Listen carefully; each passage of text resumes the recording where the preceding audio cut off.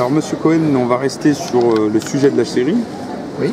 mais je vais vous demander des éclaircissements sur la position de la France face à ce conflit. Très bien. La position de la France, pour la comprendre, j'allais dire c'est presque simple. La France n'a plus une politique souveraine et autonome. Donc c'est fini le temps de De Gaulle, où il voulait s'imposer entre les deux blocs, où il y avait une certaine indépendance. Et même en 2003, lorsque Chirac a refusé de s'engager pour l'Irak, avec Sarkozy qui a réintégré l'OTAN et François Hollande aujourd'hui, la France est un pion dans le dominion dirigé par les États-Unis. C'est-à-dire, c'est une classe politique, ce sont des politiques totalement acquis aux thèses américaines et sionistes. C'est sûr que dans les négociations avec l'Iran, c'est la France qui s'est montrée la plus hostile à l'Iran, pas les États-Unis. C'est Fabius qui a empêché, tant que cela était possible, tout accord avec l'Iran. Pourquoi ? Pour complaire à Israël, malgré les pertes que cela a occasionné à la France. La perte de 2 grands marchés automobiles en Iran. Mais la France, malheureusement, la classe politique française aujourd'hui est totalement soumise à l'Amérique et à Israël. Et donc, la politique française aujourd'hui, elle est compréhensible dans le sens où elle fait le jeu des États-Unis et d'Israël. Donc, tout ce qui va dans ce sens-là, la France va s'y employer. Alors, donc, si elle va dans le sens d'Israël et des États-Unis, elle ne va pas dans le sens et pour le bien-être du peuple français. Alors, comment expliquer ça Non, parce que les politiques ne sont pas là. Je suis désolé, les politiques ne sont jamais là pour le bien du peuple. Si la politique ils ont été élus pour ça. Non, oui, mais c'est la propagande. C'est-à-dire, c'est ce qu'on leur a dit aux électeurs. Aux électeurs, on dit on va régler le problème du chômage, on va combattre la finance, on va améliorer l'éducation, la justice. C'est le baratin habituel. Sinon, les gens ne vont pas les voter. Donc, il faut leur faire du baratin, il faut les baratiner, il faut les séduire. Voilà. Donc, on utilise 60 engagements, etc. Mais c'est bidon. Même les électeurs le savent. D'ailleurs, les électeurs, ils savent a priori que c'est du bidon. Mais ils se laissent avoir quand même. Une fois qu'ils ont élu, ils se disent « Ah zut, on s'est fait avoir encore une fois. Et la prochaine fois, on va faire attention. » Mais en fait, on va les feinter encore en 2017. Donc ce sera toujours pareil. Donc les hommes politiques, ils n'en ont rien à fiche du bien-être du peuple français. Parce que, franchement, si on cherchait le bien-être du peuple français, on ira ramasser l'argent qui dort dans les paradis fiscaux. On fera payer les multinationales. On éliminera la loi Rothschild, Pompidou de 1973, qui a créé une dette illégitime, malhonnête, qui fait payer à la France 40 milliards par an. Cette loi, il faut la supprimer, on l'abrogerait. Donc, le pouvoir politique en France, comme n'importe quel autre pouvoir, il est soumis à d'autres intérêts, à d'autres critères. Voilà. Et donc, il respecte ces critères au détriment du peuple de France. Depuis 30-40 ans, la sécurité sociale, la justice, l'éducation, le logement, etc., marchent de mal en pis en France. Bon.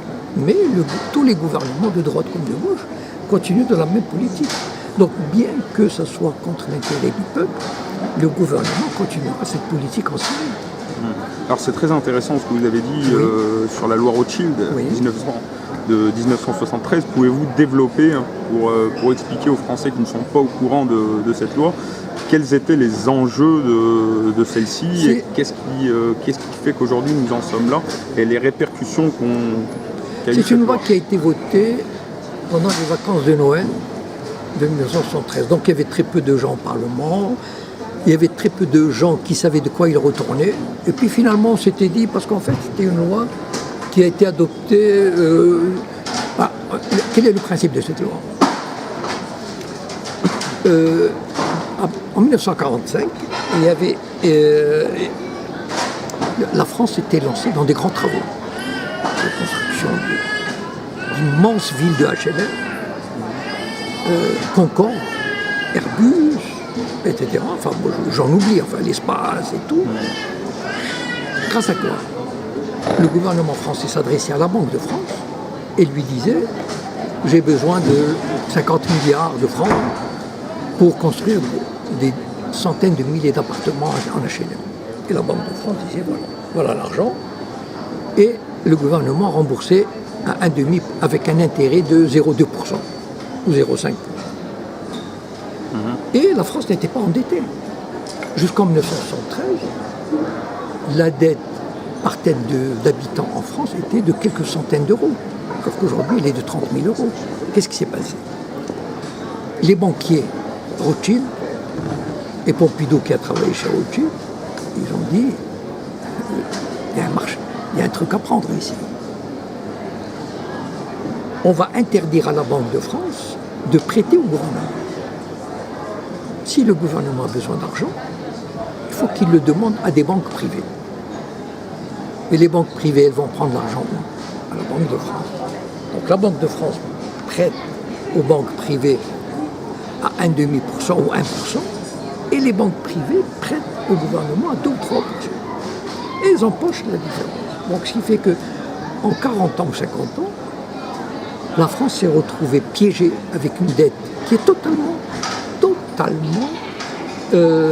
artificielle, absurde. C'est une dette artificielle qui n'avait pas de dette, se retrouve avec 2000 milliards de dettes et chaque année doit rembourser 40 milliards de services de la dette. Ce qu'on appelle le service de la dette. 40 milliards. 40 milliards. Imaginez ces 40 milliards, ce qu'on aurait pu faire pour la sécurité sociale, pour l'éducation, pour la justice, etc.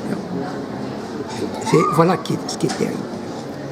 Et malheureusement, c'est ça la soumission de toute la classe politique. Qui en parle à part sur les réseaux sociaux, Tiens Chouard, etc. Enfin voilà, Pierre Jovanovic et tout. Mais sinon, toute la classe politique même est terrorisée à l'idée de réveiller ce film. Cette arnaque, c'est une arnaque monstrueuse. Et donc on fait comme si cette dette était... Voilà, elle est là. Comme si on ne pouvait pas faire autrement. Mais attendez, mais c'est pas vrai. Voilà, il suffirait de rendre la capacité à la Banque de France. Mais maintenant c'est trop tard. Il faut sortir de l'Europe parce que le traité de l'Union européenne ne permettrait pas un retour à cette souveraineté financière.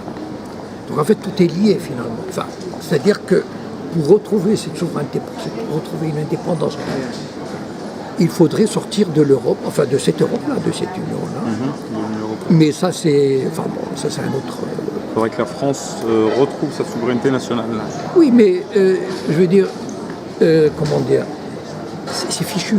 Enfin, en tout cas, pour moi en tout cas, je crois que, à moins d'un cataclysme économique.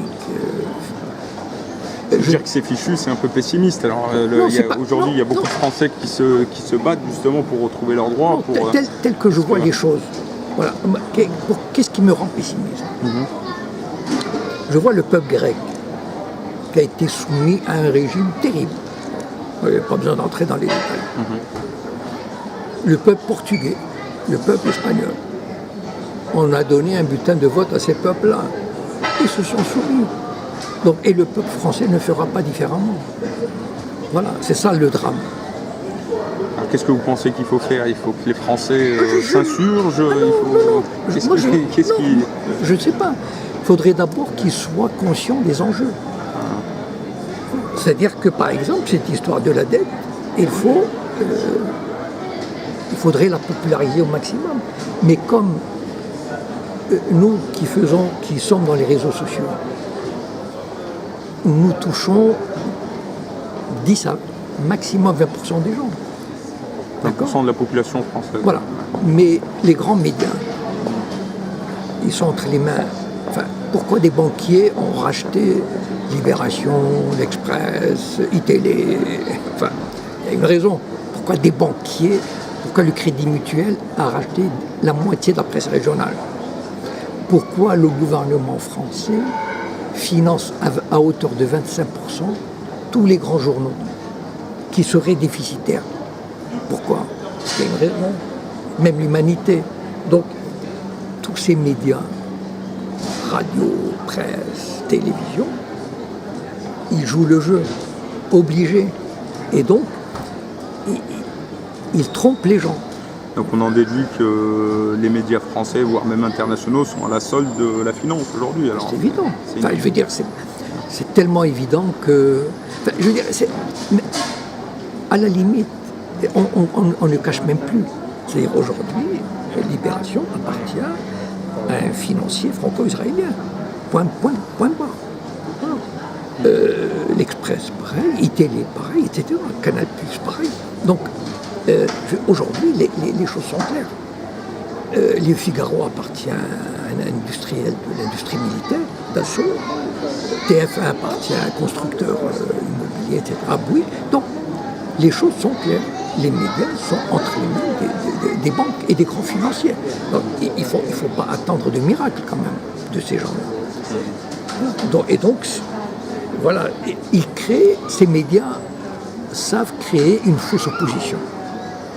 C'est ça l'intelligence de ce système, parce qu'il est très intelligent. Il ne faut pas croire qu'ils ne sont pas des crétins, loin de là. Ils savent créer une opposition. Besancenot, Mélenchon, etc.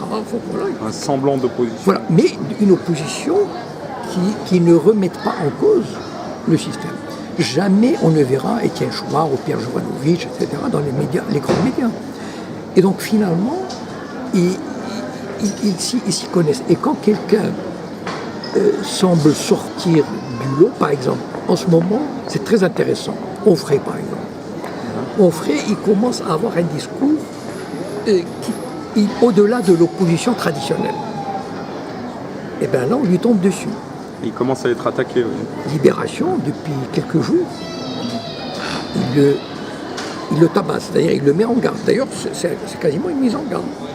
Aujourd'hui, par exemple, dans Libération, il l'avait mis dans le même sac qu'à la Fécreux, etc. C'est-à-dire qu'on lui dit, bon, attention, là tu sors vraiment, tu franchis la ligne rouge un peu.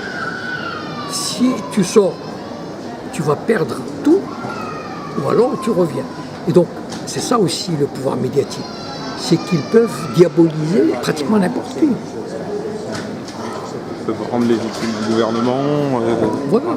Donc, en fait, tout est fait pour que on maintienne ce semblant de... Il y a toujours des débats dans la télévision, dans les journaux. Ce sont des faux débats. Enfin, des faux débats, c'est-à-dire qui ne vont pas au cœur du problème. Voilà. Pour moi, le cœur du problème, c'est la dette. Si on allait au cœur, par exemple, rien que de ce problème, on franchirait un pas de géant.